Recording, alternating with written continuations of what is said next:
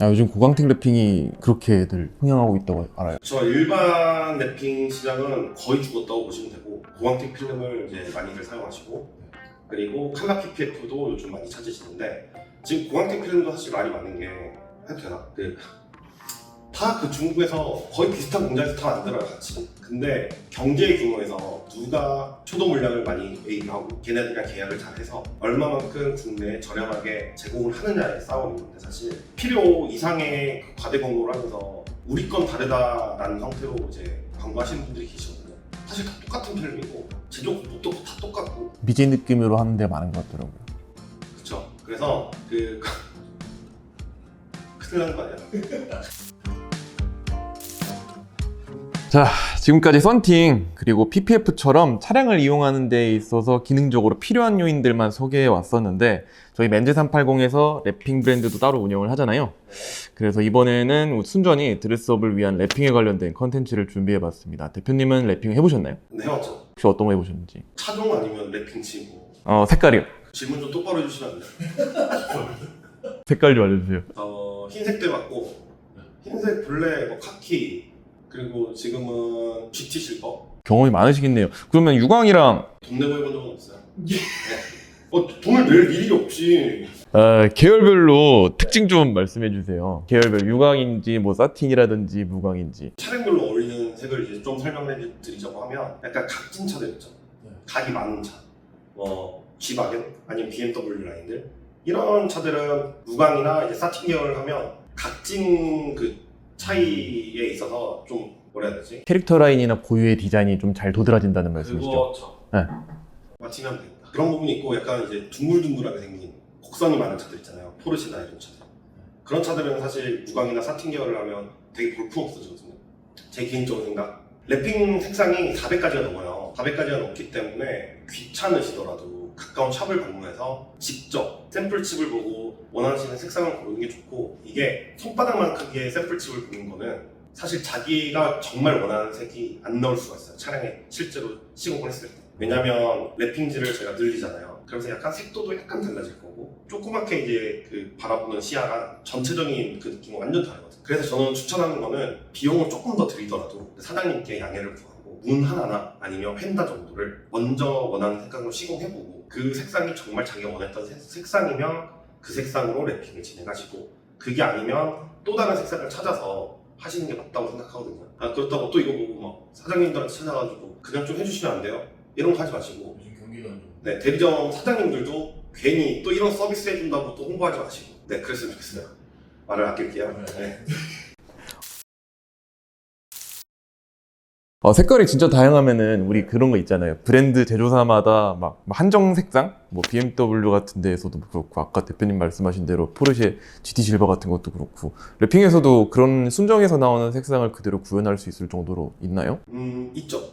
있고, 사실 예전에는 강도가 많이 떨어지기 때문에 페인트보다 당연한 걸 수밖에 없겠지만, 그렇기 때문에 차이가 있었다고 하면 요즘은 사실 고강도 필름도 잘 나와 있고, 그리고 또 이제 칼라 PPF도 많이 이제 유통이 되기 시작했거든요. 그럼 칼라 PPF 같은 경우는 정말 도장면하고 차이를 느끼기 힘들 정도의 강도를 유지하기 때문에, 그러면서도 차량 자체를 보호하고, 그래서 어떤 주기로 어떻게 본인이 그 색상을 바꿀 거냐, 그리고 차량 관리에 따라서 조금 더 저렴한 랩핑을 선택할 건지, 칼라 PPF를 하실 건지, 아니면 그 중간격인 이제 고강도 랩핑을 하실 건지가 중요해요. 그리고 예전에는 지금 저희도 유통하고 있지만 3메이커리 밖에 없었죠. 그 두 개가 전부였고, 그 중국산 랩핑지는 분량이 많아서 많이 외면했던 시절들이 있었는데, 지금은 사실 그 중국산 랩핑지가 퀄리티도 많이 올라오고, 아니 뭐 중국산 랩핑지라고 할 게 없는 게, 지금 랩핑지 다 중국에서 만들어요.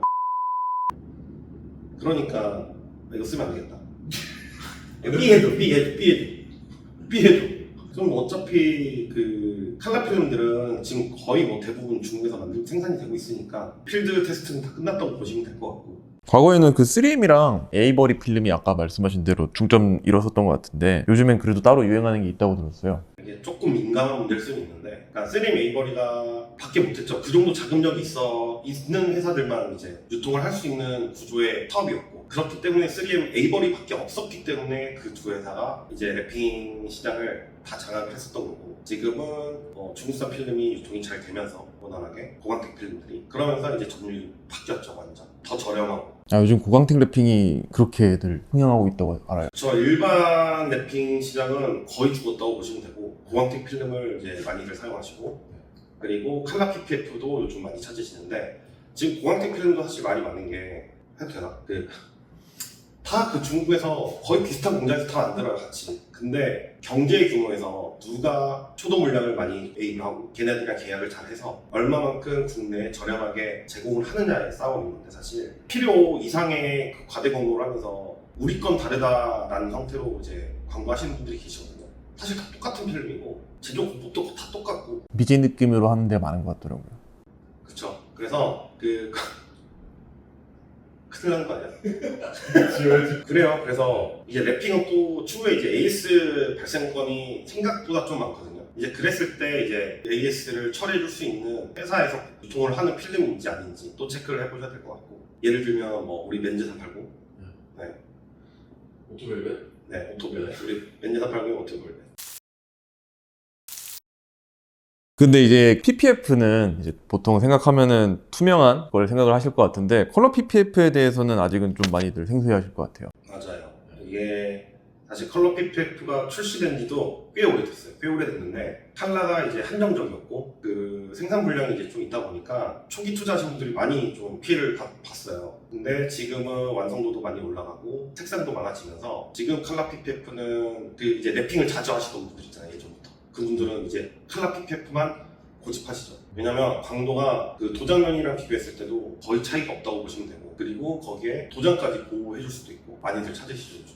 수명은 어느 정도나 될까요? 한 3년 될까요? 이거는 정말 제가 이제 답변드리기 제일 곤란한 부분인데, 제가 예전에 PPF 편에서 말씀드렸죠. 맞아요. PPF, 전체 PPF 하시는 분들은 일단 환자인 경우가 좀 많으세요. 차량 관리에 대해서. 그런 분들이 관리하는 차라고 하면 정말 관리가 잘 되면 정말 내구성이 오래가거든요.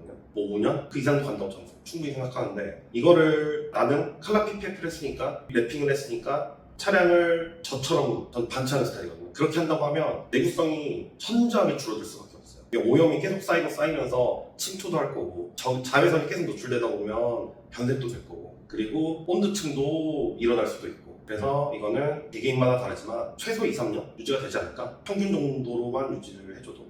그 전체 래핑 시공 가격은 현재 시장에서 요즘에 어느 정도나 될지도 궁금해요. 너무 달라서 사실 랩핑지의 가격은 우리가 고정적으로 정해져 있잖아요. 한데 사실 시공비가 천차만별이거든요. 뭐 싼 데는 뭐 100만 원 초반대도 있고요. 뭐 비싼 데는 300 이하로는 안 하시는 데도 있고, 천차만별인데 제가 그 이유에 대해서 설명을 해드릴게요. 이게 랩핑이라는 게 아무나 막 갖다 붙이는 게 아니고, 우리가 기성품을 갖다가 얹혀가지고 붙이는 게 아니잖아요. 필름의 퀄리티도 중요하지만 사실 시공자의 퀄리티가 훨씬 더 중요한데, 가격만 보고 차량을 맡겼다가 후회하시는 분들 너무 많이 뵙고, 그리고 랩핑이 제일 좀 중요한 부분 중에 하나는 단순하게 필름을 붙인다고 생각하지만 사실 탈부착을 다 해야 되거든요. 내장재부터. 그 과정에서 이제 내장에 부품들이 부러지는 경우도 많고, 선이 끊어지는 경우도 있고, 선을 뺐다가 다시 끼워놓지 않는 경우도 있고, 그런 이제 경우가 많이 발생하고, 그런 부분이 사실 어려워요. 그런 부분이.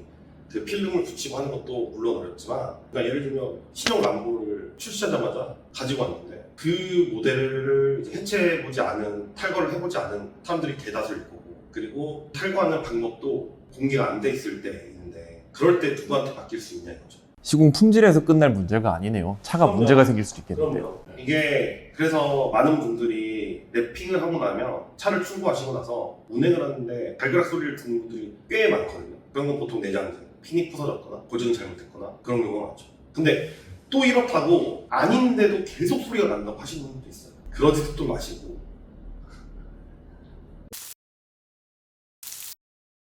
자, 소비자분들이 가질 법한 자동차 애프터 서비스에 대한 의문점들 하나씩 풀어가는 시간, 이번에는 갈수록 확산되는 개인화 트렌드에 맞춰 랩핑에 대한 얘기를 나눠봤습니다. 저희는 다음 시간에 새로운 주제로 돌아오겠습니다. 감사합니다. 네.